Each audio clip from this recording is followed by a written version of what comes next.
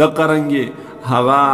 پدې کې چې څومره منصبونه دي او عہدې دي مشرۍ دي کشرۍ دي د ټول په دې اماناتو کې راځي د ملک یو بادشاه دی به یو منصب او یو عہده هر هغې سړي ته ورکوي چې په چا کې اهلیت د دغې منصب وي همدغه سړی مومن وي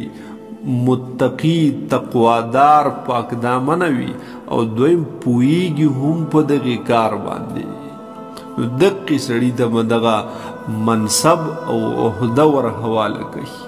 که چېرته بالفرض یو بادشاه د ملک یا یو د یو علاقې مشر چې دی هغه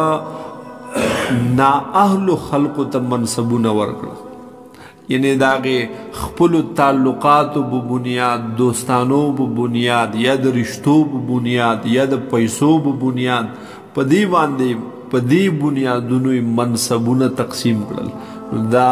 د خیانت وکړو د الله سره او د قوم سره دی به د اهلیت په بنا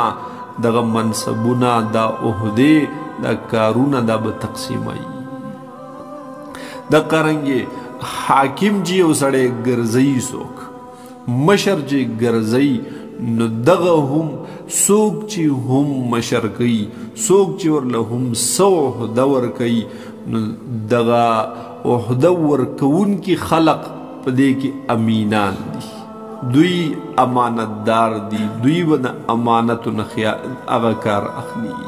لکه مثال په طور دا الیکشن زمونږ په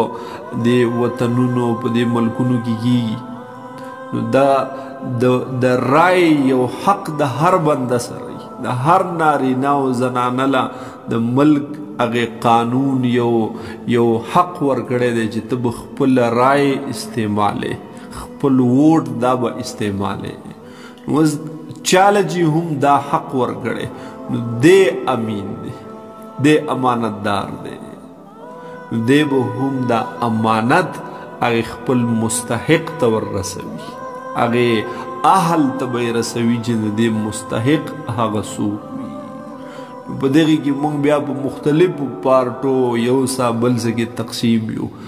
دغه ټولو کې تقسیم په خپل ځای خپل رسم و رواج د یو بل سره ناسته پاسته تعلقات وي د دغې نه هم بچ کېدلی نشي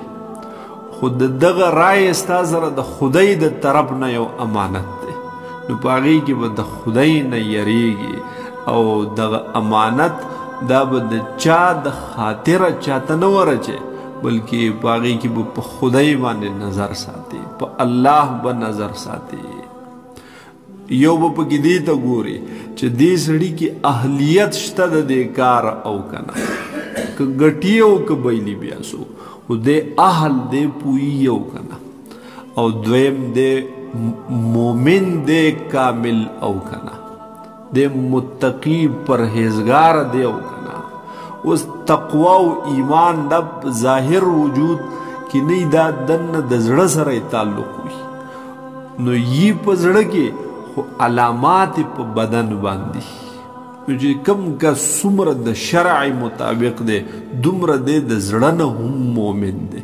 او چې څومره یو سړی په ظاهره کې د شرع مخالف دی نو دی د دنې نم دقه رنګي دی یو به پکې د دغې سړي اهلیت ته چې دی قابل دی پوهیږي او بل د ایمان ته به کتلی کېږي او بل دې ته به کتلی کېږي چې دی نماینده د چا دی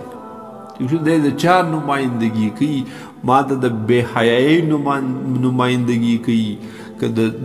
د دین نمایندګي کوي که د بېدینۍ نمایندګي کوي نو په دغې خبرو باید نظر ساتي نو تعلق که د هر چا سره وي خو شرعي یو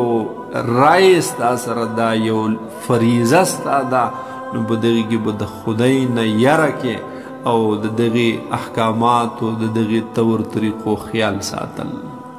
نو دغه هم یو امانت وي چې دغه امانت خپل مستحق ته خپل هغې اهل ته هغه ور میلاو شي